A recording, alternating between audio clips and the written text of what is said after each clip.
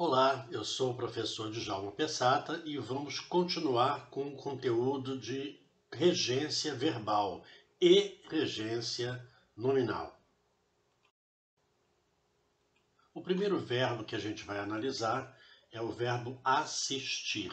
Ele tem três regências, mas vamos estudar apenas duas. Uma delas, ele tem o significado de ver, presenciar, e quando isso acontecer, ele vai exigir a preposição a, que pode aparecer também como um a com acento grave, indicando a crase, diante de feminino, ou então ao, diante de masculino. Exemplos: eu assisto à novela todos os dias.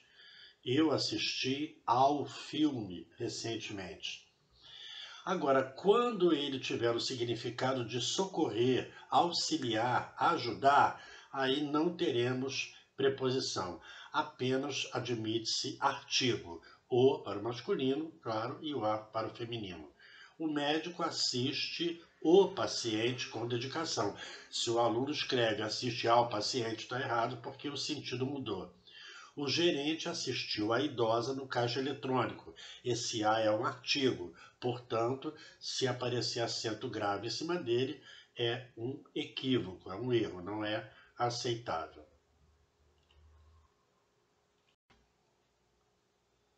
O próximo verbo a ser analisado é o verbo aspirar, que também tem dois sentidos. O primeiro, o sentido de desejar, almejar algo.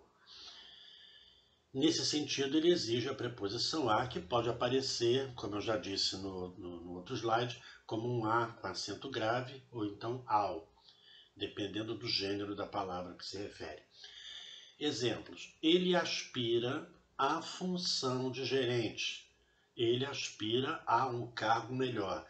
Esse segundo a aqui não é artigo, é preposição, tá, gente? Se fosse artigo, teria que ser masculino, porque cargo é masculino.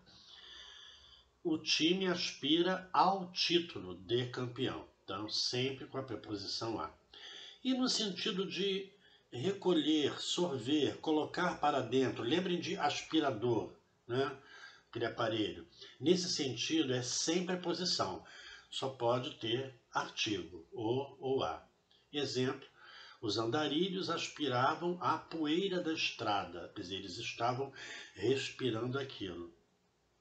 A moça aspirou o pó dos móveis. Ok? Não é fácil, não é difícil não, né?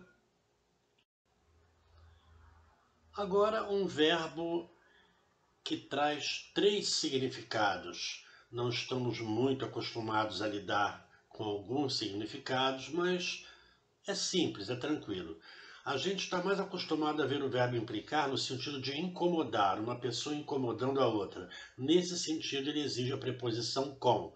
Exemplo: a criança implicava com o irmão. Agora, no sentido de exigir ou envolver, a gente usa menos esse verbo, né? Vamos dar um exemplo. Nesses dois sentidos, ele não vai admitir preposição. O máximo que pode aparecer é um artigo o para masculino ou um artigo a para feminino. Exemplo: dirigir de noite implica maior atenção do motorista ou implica a maior atenção do motorista, tanto faz. Então, exige atenção. Dirigir de noite exige. Então, nesse sentido de exigir, só artigo no máximo. E tem também o sentido de você envolver alguém ou algo em alguma coisa. Por exemplo, o bandido implicou o próprio pai no crime, quer dizer, envolveu o próprio pai no crime. Usou-se o artigo o por causa do masculino pai. Se fosse mãe, seria a própria mãe, artigo também. Tranquilo? Entendido? Vamos falar um pouquinho agora sobre regência nominal. Ou seja, não só os verbos, né, exigem preposição, nomes também podem exigir preposição. Essa análise é chamada de regência nominal. Como assim nomes, professor? Substantivos, né, que dão nome aos seres, adjetivos, as qualidades, e os advérbios, as circunstâncias de tempo, modo, lugar, enfim. Também não podemos esquecer de algumas preposições que eu disse a vocês para não esquecerem. A, em, de, para, por, com, pelo, que é uma contração. Então essas devem estar sempre memorizadas porque são muito utilizadas. Nós vamos ver alguns exemplos de regência nominal no próximo slide. Bom, eu trouxe 4 palavras nesse slide para exemplificar os casos de regência nominal.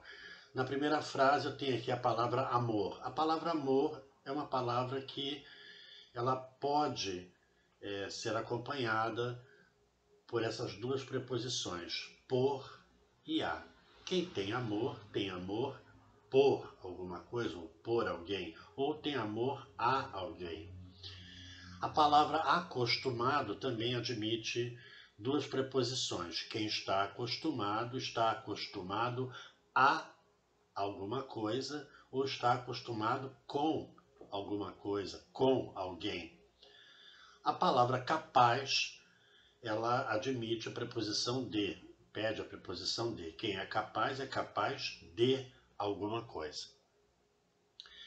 E finalmente, a palavra confiante. Quem é confiante em alguma coisa, confiante em, no, na, porque no e na tem a preposição em embutida, né, na contração. Existem muitas outras palavras, né? A gente vai trabalhar a regência nominal no dia a dia. É uma coisa bem simples, intuitiva. A gente utiliza as preposições de uma forma natural, espontânea.